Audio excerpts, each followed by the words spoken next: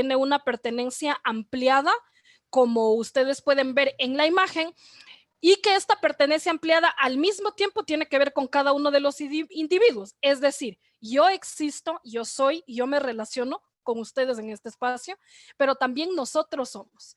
Y en el momento en que nosotros somos, estamos fortaleciendo lo que yo soy y lo que ustedes son.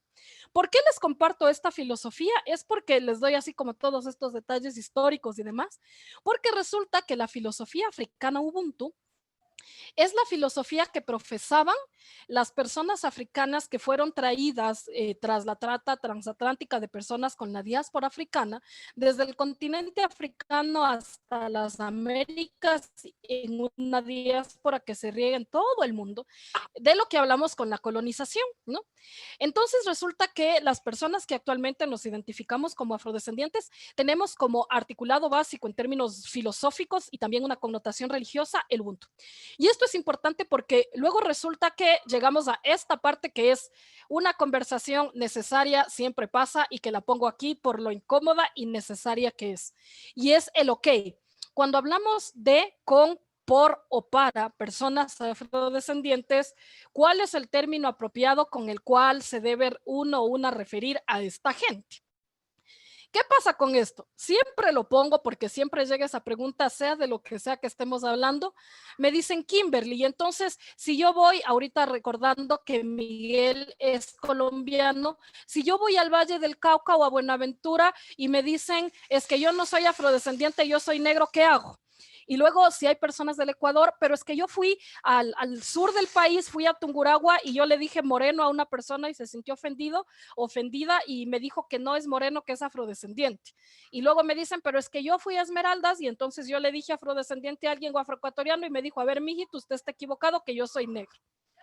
¿Qué significan estos términos y de dónde salen?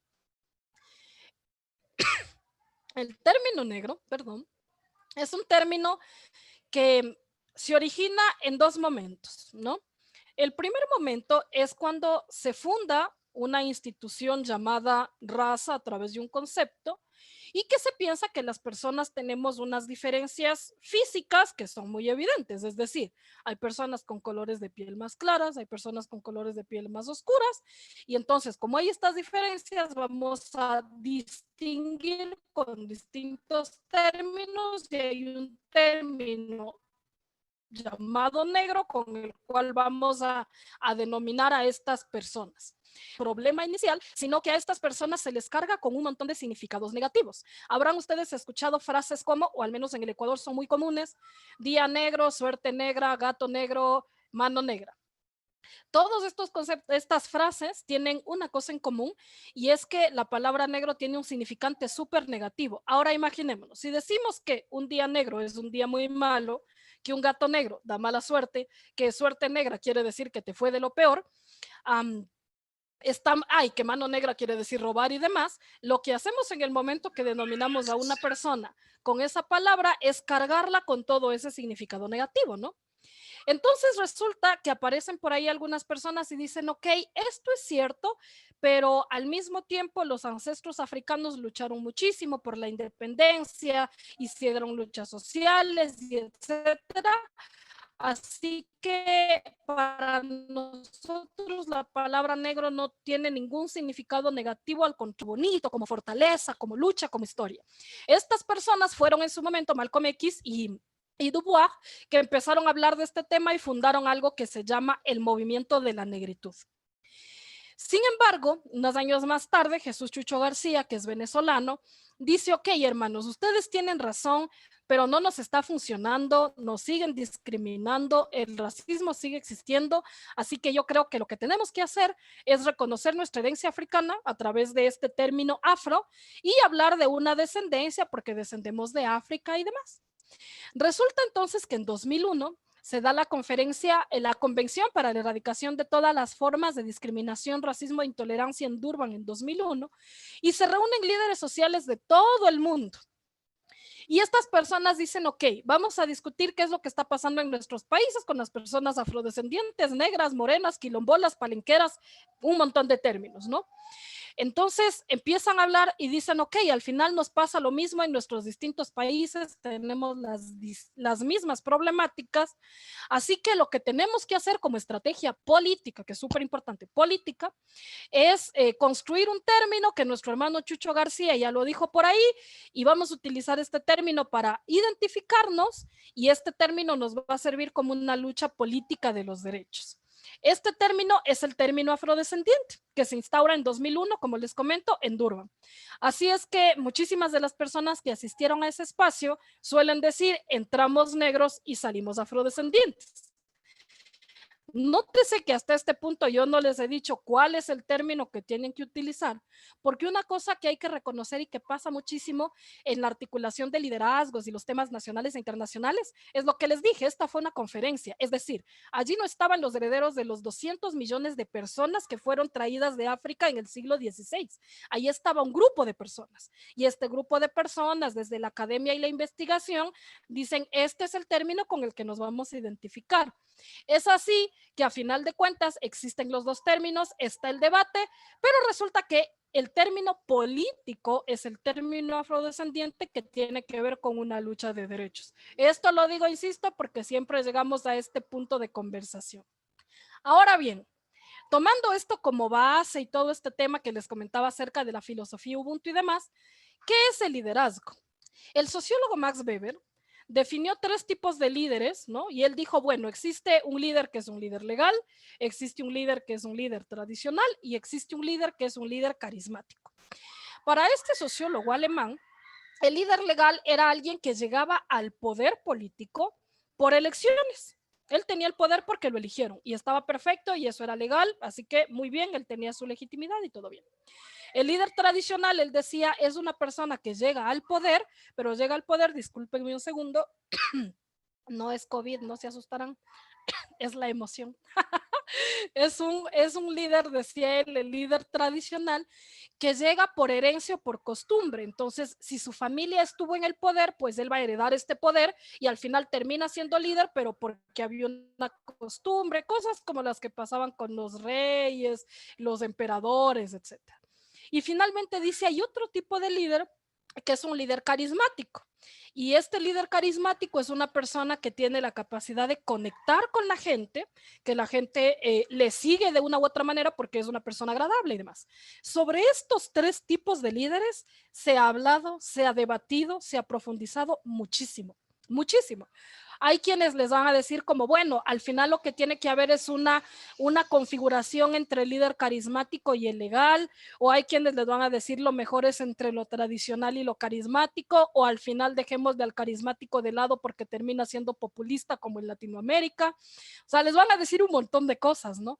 Pero yo más bien les traigo este otro lado, que es una perspectiva alternativa, no necesariamente alternativa porque el otro esté mal, sino porque hay también otras formas de ver el mundo y la vida, ¿no? Y les comparto cuál es la mía.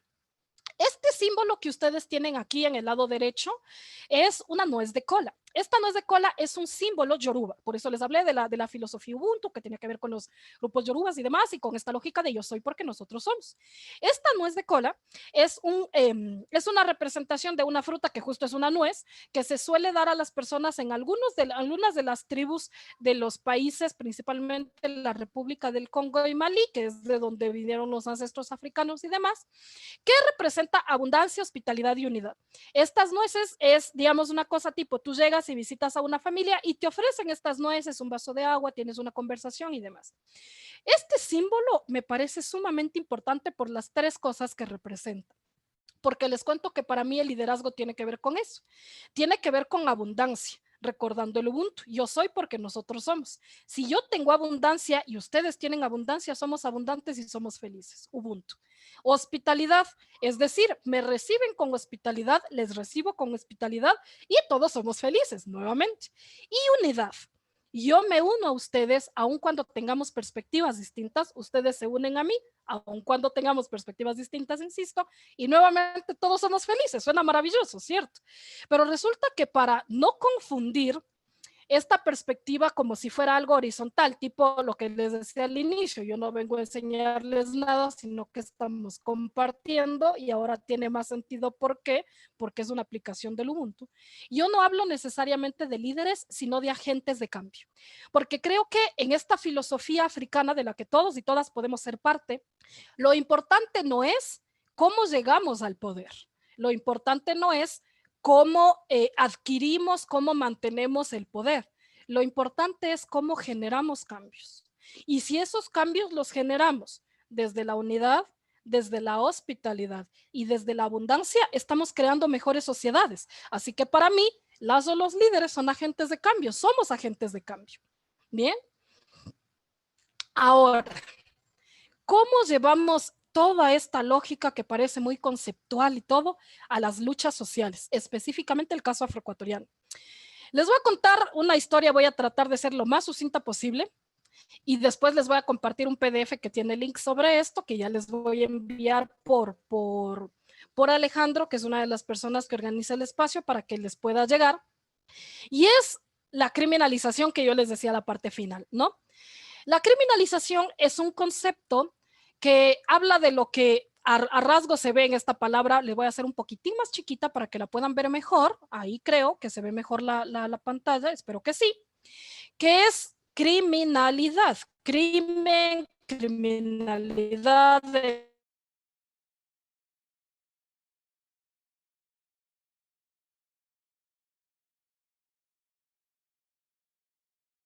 delincuencia y todo. Kimberly.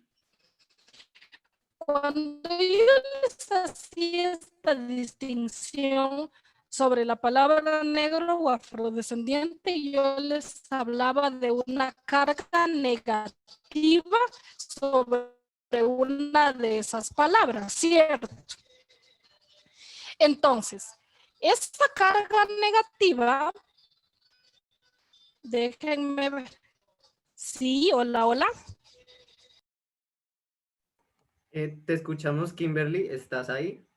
Por favor, confírmanos.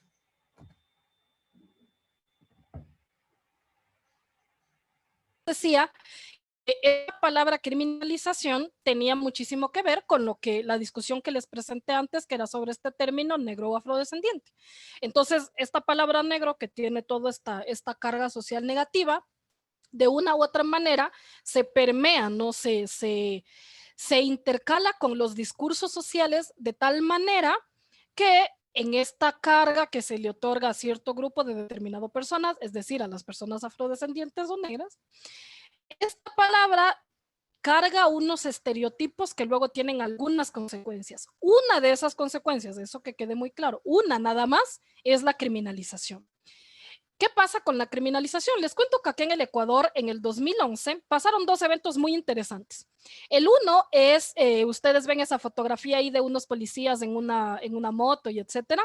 Acá en Quito, en el Ecuador, tenemos un parque que es el Parque de la Carolina, uno de estos parques recreacionales, no recuerdo si son entre 5 o 7 kilómetros, que tiene parque de longitud, tiene canchas, la gente va los fines de semana, hace patinaje, corre, demás, o sea, un parque. En el 2011, en este parque muy conocido en la ciudad de Quito, capital del Ecuador, habían 23 personas afroecuatorianas que estaban jugando fútbol, jugando vóley y demás. Y en un momento llegaron un contingente policial de entre 80 y 100 policías. Y este contingente policial de entre 80 y 100 policías llegan en un operativo porque se había dado una denuncia por actitud sospechosa. La actitud sospechosa era la actitud de estas personas afrodescendientes y se decía que estaban vendiendo droga y cosas por el estilo. Resulta que ponen en el piso a todas estas personas, las empiezan a catear, a revisar, y las personas del parque se asombran y empiezan a decir cosas como, oigan, lo que ustedes están haciendo está mal porque acá los muchachos y la gente, ¿no? Estaba con niños, niñas, están jugando, no sé nada malo y ustedes están haciendo eso porque son negros. Y está grabado. Entonces, resulta que al final se llevan a estos hombres en camiones, intentaron imputarles cargos, pero no había ninguna prueba de ningún crimen, terminan soltándolos. Pero como fue un operativo tan grande y el Parque de la Carolina es tan conocido y etcétera, llegan medios de comunicación y graban parte de lo que estaba por allí. Al final de cuentas pasó y grabaron y había personas allí que decían, no, es terrible, nosotros hemos venido a esta ciudad a trabajar, no estamos haciendo daño a nadie. Las organizaciones que en ese entonces, las organizaciones afroecuatorianas dicen, vamos a plantear una denuncia y esto se tiene que saber, y empiezan a hacer como bulla en ese entonces. Resulta que empiezan a hacer bulla y esto termina siendo un documental, que es el documental Sospechosos, y que por eso les decía que hay un PDF con todos los links que les voy a enviar para que ustedes lo puedan ver. El documental tiene 50 minutos y de esos 50 minutos también hay una versión corta de 12 minutos por si no quieren ver todo porque el tiempo apremia. Pero en este documental de 12 minutos hay una parte que es trascendental y es que el policía, el comandante de la policía que ordena ¿cómo se llama? Se me fue el nombre, disculpen. Este operativo dice textualmente, hay una raza proclive a la delincuencia y esa raza es la raza negra. Esto sale en medios nacionales, sale en periódicos todo, y es parte del documental, así que ya saben por qué lo tienen que ir a ver. Mientras esto estaba pasando, ¿no? y se genera el documental y todo el tema, y más detalles que no les voy a contar para que lo vean. Mientras esto estaba pasando, había un joven que llega a la Escuela Superior Militar Eloy Alfaro, acá en el Ecuador, la escuela de oficiales para ser oficial de los militares, y él llega, tiene una excelente calificación, entra y entonces su oficial al mando le dice, qué interesante que has llegado, pero resulta que aquí en mi escuela no hay negros oficiales y tú no vas a ser el primero. Le dice eso como bienvenida y se dedica los siguientes meses a hacerle, para resumidas cuentas, la vida imposible. Entonces, que los compañeros le peguen, que le dejaban sin comer, que si tenían que quedarse tipo en guardia de noche, a él le tocaban 2 o 3 noches seguidas sin comer, pierde peso abruptamente, la familia no sabía qué pasaba, el hombre no decía, se empezó a sentir mal, tenía estas palizas frecuentes, le despertaban con baldazos de agua, le amarraban y le lanzaban a la piscina, o sea, un montón de cosas, ¿no? Hasta que este caballero, que es quien ustedes pueden ver allí el perfil, se llama Michael Arce. Michael dice, ya no puedo más, y Michael decide la baja. Pide la baja, sale y le dice a su familia, bueno, lo que me ha estado pasando en estos meses es esto. Les cuenta todo. Y ellos dicen, esto no puede ser posible, vamos a plantar una denuncia contra la institución. La plantan y es así como la primera vez que se juzga algo llamado delito de odio en el Ecuador es con el caso de Michael Arce. Sobre ello también hay un documental y también se los puse PDF para que puedan revisarlo. Esto pasa en el 2011. Estos delitos de odio que configuran todo lo que tiene que ver con la discriminación racial y demás, podríamos decir, bueno, tiene consecuencias un poco complicadas, qué pena por Michael, al final de cuentas los 23 afroecuatorianos que fueron apresados están libres y hubo disculpas públicas y no pasó nada, pero resulta que tenemos una segunda parte de ello. Y esa segunda parte es lo que tenemos a la derecha, que son las ejecuciones extrajudiciales. Es decir, el momento en que estos estereotipos pasan de un discurso, pasan de una aplicación tipo me caes mal y te voy a apresar en este momento, a asesinatos. Las ejecuciones extrajudiciales hacen referencia a los asesinatos que realizan actores policiales o actores estatales contra civiles desarmados. Uno de ellos, y muy famoso en el caso ecuatoriano, es el caso Mascarilla, que se dio el 23 de agosto del 2018, en el que Andrés Padilla, que es el ser que ustedes ven en esta pequeña captura medio difusa, ese es el momento en que Andrés Padilla está cayendo de espaldas después de recibir un disparo por parte de un miembro policial llamado David Velastegui. Este miembro policial era el comandante del grupo de, ¿cómo es? El GOE, Grupo de Operaciones Especiales de Imbabura. Él era quien enseñaba tiro, bueno, sigue siendo porque en realidad ya salió y lo tienen todavía como profesor. Entonces David Velastegui enseñaba tiro a los policías de Imbabura y con un solo tiro asesina a un caballero de 26 años llamado Andrés Padilla. Y este se configura como el caso Mascarilla. ¿Por qué les cuento esto? Porque en ese espacio había alguien que estaba grabando, por eso tenemos esta captura allí. Había una grabación. Como hubo una grabación, esto se hizo viral, se pasó en redes sociales, WhatsApp, grupos, la gente se volvió loca, esto no puede pasar, y fueron y quemaron un espacio que está ahí alrededor, que es el control integrado de Mascarilla, que básicamente es un control aduanero de la Policía Nacional. La gente estaba enardecida, queman ese control y los medios de comunicación empiezan a hablar de que estos criminales van y creman el control, pero no estaban hablando de qué es lo que pasó allí. Como hubo un video, se dio también una denuncia. Y antes de pasar a la pregunta que les quiero realizar, quiero contarles y por qué profundizo en el tema del video, porque ustedes ven dos nombres más que están allí. En el 2014 y en el 2015 pasó lo mismo con dos hombres más, Milton Chalá y Joffrey Allen Castro, ambos hombres afroecuatorianos que no superaban los 32 años de edad y que fueron también asesinados por policías y por miembros aduaneros en dudosas circunstancias, y esos casos no han sido investigados y nadie habla de eso. Entonces, sobre esto, a mí me encantaría, y aquí voy a abrir esta partecita que dice chat, voy a tener el chat en mi pantalla, porque me encantaría que ustedes puedan responderme sobre todo esto que yo les he contado y particularmente sobre los casos que les comenté. ¿Qué respuesta esperarían ustedes del Estado si fuera en sus países? ¿Qué respuesta esperarían del Estado?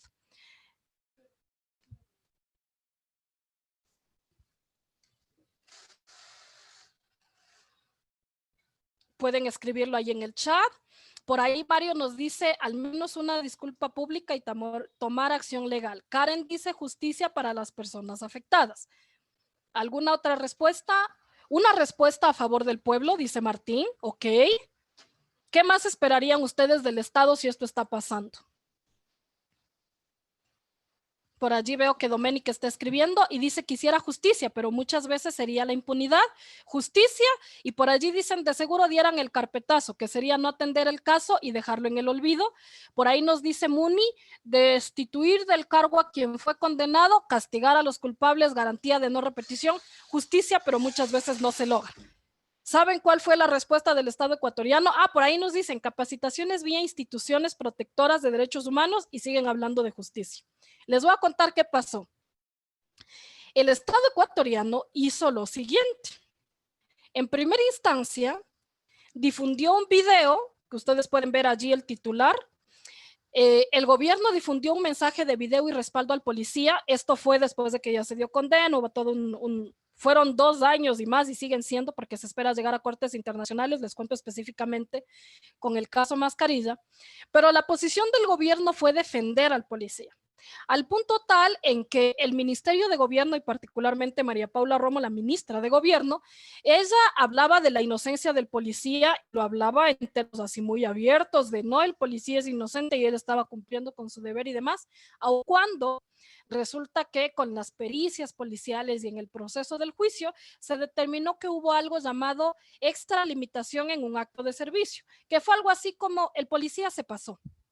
No quisieron reconocer una ejecución extrajudicial, pero sí reconocieron que el policía se pasó. Y si el policía se pasó, tenía que tener una condena de 13 años, tuvo una de 2 años, 8 meses. ¿Por qué? Porque tomaron en cuenta que una atenuante era que él se entregó después del acto, cuando eso es una responsabilidad policial porque es un servidor estatal. Y aparte de ello, les cuento, el presidente Lenín Moreno hizo lo que ustedes pueden ver aquí en el último circulito que les puse, no es necesario ver todo el texto, sino ese circulito, que es, él fue a una ceremonia policial y él puso de ejemplo este caso diciendo que estas fueron las palabras literales, se las leo. Nos hemos encargado de la procuraduría jurídica del señor policía y no permitiremos bajo ninguna circunstancia que la venganza se imponga sobre la justicia. El gobierno ecuatoriano pagó el servicio jurídico, pagó los abogados del policía. Si nosotros hablamos de una independencia de funciones, como un presidente, les pregunto yo, públicamente respalda a un servidor público y tiene injerencia en la justicia utilizando los impuestos ecuatorianos para defender a alguien que puede defenderse por sus propios medios. Esta fue la respuesta del gobierno y por ese motivo la sentencia se redujo al máximo. ¿Por qué les cuento esto? Porque en el caso de Michael, que les decía anteriormente, se determinó que tenía que haber una indemnización y disculpas públicas y las disculpas no se las dieron. En el caso de Mascarilla, como recuerdo que yo les dije que Caballero era profesor del GOE y demás y sigue siendo, eso fue lo que pasó. Se dio una sentencia de 2 años, 8 meses, él cumplió 3 meses y a 3 meses lo sacaron y ya se encuentra nuevamente dando clases tranquilamente en el grupo de operaciones especiales. Todo esto pasa de mano con lo que les comentaba anteriormente y es con la criminalización. Entonces, yo quiero dejarles esta gran pregunta, porque al final si estamos hablando de liderazgos y de cómo podemos ejercer el liderazgo y de cómo el liderazgo puede influir en las luchas sociales, poniendo como ejemplo esta, que es una de las tantas luchas que tenemos a nivel nacional e internacional, ¿cuál será su respuesta? No cuál sería, cuál va a ser su respuesta para esta problemática. Esta respuesta, no quiero que me la pongan en el chat, si me la quieren compartir levantando la mano y tomando el micrófono está perfecto, y si no la quieren responder también está bien, porque lo más importante de esta pregunta no es que ustedes me digan lo que van a hacer, sino que ustedes lo hagan. Y es allí donde hablamos de los agentes de cambio. Así que bueno, como estos eran 30 minutos, yo les agradezco muchísimo por el espacio, les agradezco muchísimo por estar aquí conmigo.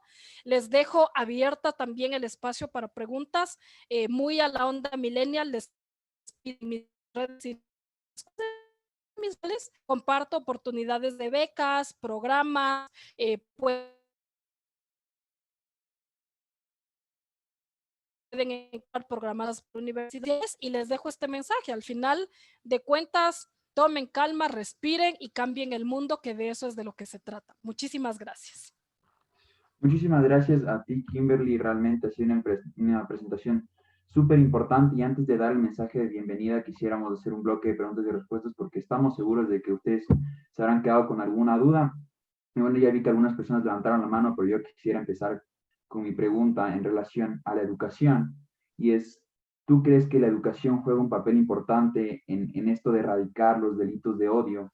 Porque actualmente las personas tal vez más antiguas tienen un pensamiento equivocado en relación a las personas afroamericanas o afrodescendientes, al pensamiento que tenemos nosotros los jóvenes. Sí, creo que la educación es trascendental, pero lo que pasa con la educación, sobre todo con la educación pública en América Latina, es que no es una educación crítica. Y es allí donde está el problema. Lo importante no es cuántos libros una persona pueda leer, cuántos idiomas pueda hablar o qué tanto acceso pueda tener a las herramientas educativas, sino qué tan crítica pueda ser esta educación. Porque, por ejemplo, en este momento yo les estoy comentando algo que para mí es algo que pasa todos los días, ¿cierto?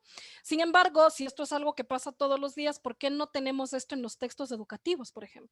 ¿Por qué no estamos hablando de lo que en términos ecuatorianos se conoce como la etnoeducación, que es hablar de la historia de todos y todas desde esta perspectiva crítica? Hay una historia, y ustedes habrán escuchado seguramente que la historia la cuenta quien ganó.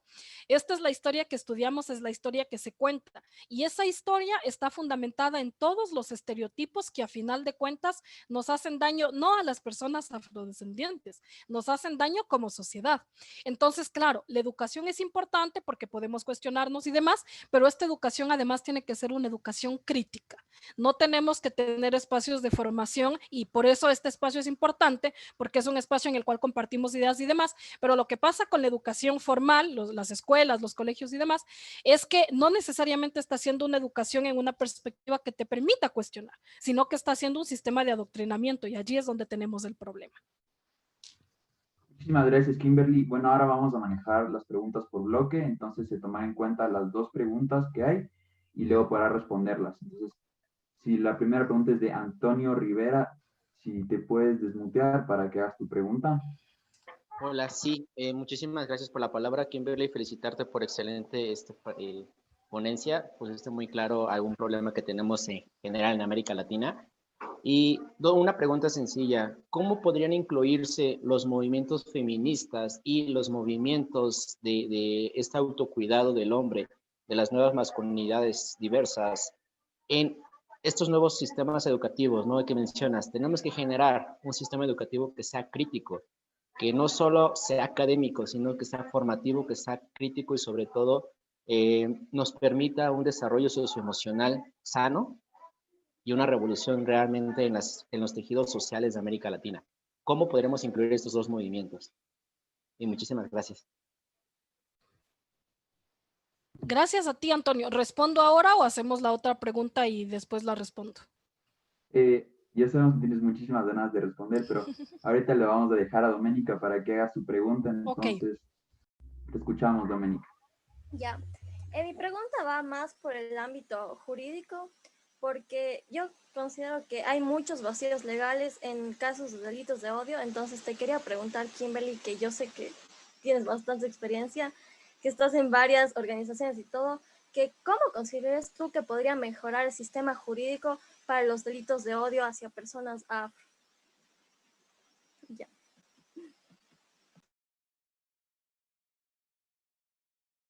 ahora sí.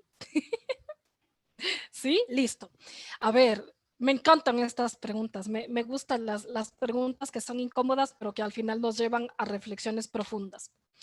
Creo que, respondiéndote, Antonio, una primera cosa es entender las distinciones entre las luchas sociales y, bueno, las distinciones y también los acercamientos necesarios entre las luchas sociales y las luchas políticas en términos de cuando construyes política pública para que esas brechas de desigualdad se vayan desarticulando y se vayan eliminando, ¿no es cierto?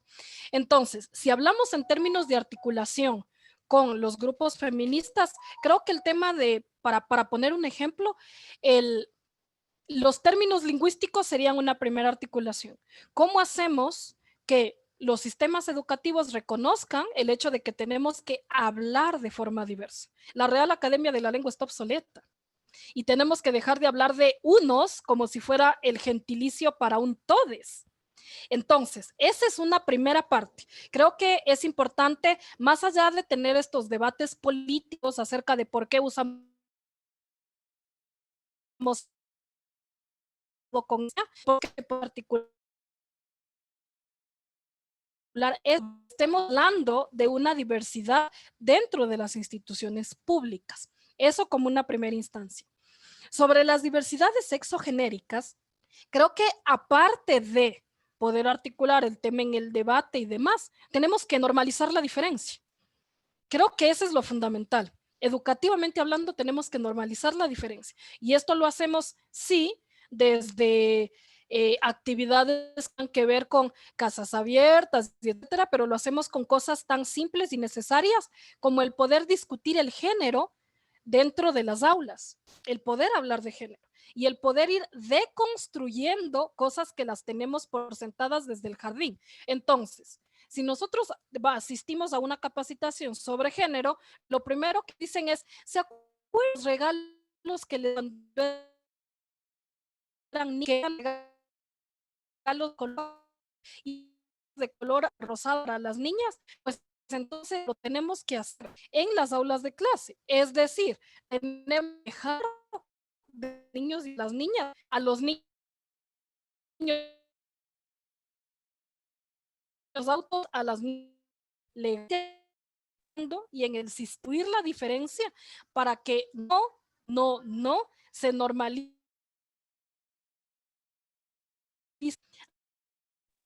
Kimberly, así los debates hasta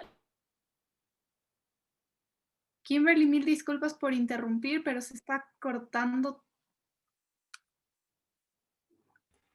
tienen que haber unos ciertos básicos para una de las cosas que pasa muchísimo y en el caso de los delitos de odio, que bueno, el caso de Michael Arce fue el primero que se juzgó en el 2011, entonces si hay temas muchísimo profundos a nivel país que los tenemos pendientes con leyes de hace 50 años, es un poco complejo que en 9 años puede resolver algo que recién se creó,